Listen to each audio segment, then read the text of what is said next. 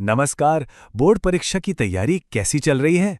चलिए आज व्याकरण का एक ऐसा टॉपिक पक्का कर लेते हैं जिससे नंबर मिलना लगभग तय है, और वो है विशेषण। चलो इसको एकदम आसान बनाते हैं। अगर बोर्ड परीक्षा में व्याकरण के पूरे नंबर चाहिए तो मतलब बिल्कुल सही जगह पर आए हैं। हम सीधे मुद्दे पर आते हैं और देखते हैं कि विशेषण वाले सवालों को कितनी आसानी से हल किया जा सकता है। तो शुरू करते हैं। देखिए, सबसे पहले तो ये समझना जरूरी है कि भाई आखिर ये विशेषण होता क्या है। एकदम बेसिक से देखो, सीधी सी बात है। विशेषण का काम है संज्ञा या सर्वनाम के बारे में कुछ खास बताना। मतलब वो कैसा है, उसका गुण क्या है, या वो कितना है। बस ये एक लाइन ही इसकी पूरी कहानी है। चलो एक उदाहरण से समझते हैं, सब साफ हो जाएगा। जैसे हम कहते हैं सफेद कपड़े। अब इसमें कपड़े तो हो गई संज्ञा और सफेद शब्द हमें बता रहा है कि वो कपड़े कैसे हैं, तो सफेद हो गया विशेषण। इसी तरह बड़ी किताब में बड़ी शब्द किताब की विशेषता बता रहा है ना, एकदम आसान। अब देखते हैं कि संज्ञा से विशेषण बनता कैसे है। पता है, परीक्षा में अक्सर यही सवाल आता है। एक संज्ञा शब्द दे देंगे और कहेंगे कि इसका विशेषण रूप बनाओ। ये बहुत ही आम सवाल है। चलिए फटाफट कुछ उदाहरणों पर नजर डालते हैं। जैसे अंश से बनता है आंशिक, अभिमान से अभिमानी और आनंद से आनंदित। एक पैटर्न पर ध्यान दे रहे हैं, कैसे बस एक छोटा सा बदलाव करके शब्द का रूप ही बदल गया।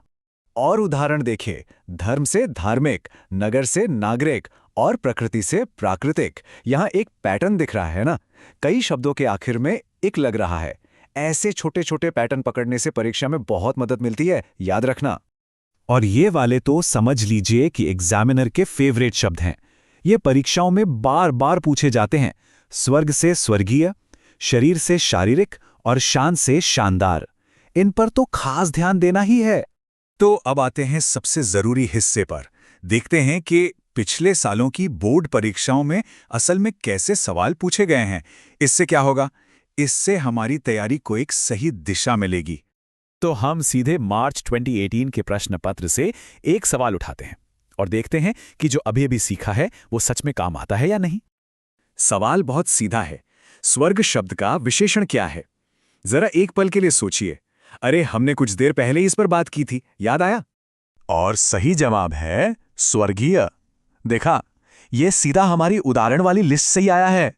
यही वजह है कि प्रैक्टिस और उदाहरणों पर ध्यान देना इतना जरूरी है। बहुत बढ़िया। चलिए अब अगला साल देखते हैं। मार्च 2019 में क्या सवाल आया था, तैयार हैं? सवाल है, शरीर शब्द से कौन सा विशेषण बन सकता है? ये भी एक जाना पहचाना शब्द लग रहा है कि नहीं? बिल्कुल सही जवाब है शारीरिक। ये भी हमारी लिस्ट में था।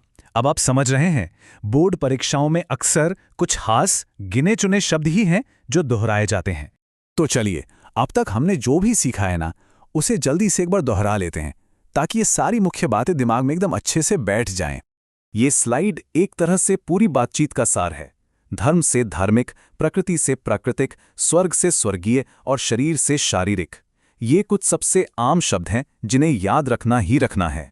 और अंत में बस ये एक वाक्य याद रखना है, विशेषण का बस एक ही काम है, संज्ञा के अर्थ को और ज्यादा खास बनाना, उसमें एक विशेषता जोड़ना। बस यही इसका मूल सिद्धांत है। और अब जाते जाते सबके लिए एक छोटी सी चुनौती। हिम शब्द का विशेषण क्या होगा, इस पर सोचिए और अपनी तैयारी को परखिए। उम्मीद है इस विश्लेषण से सबको बहुत मदद मिली होगी।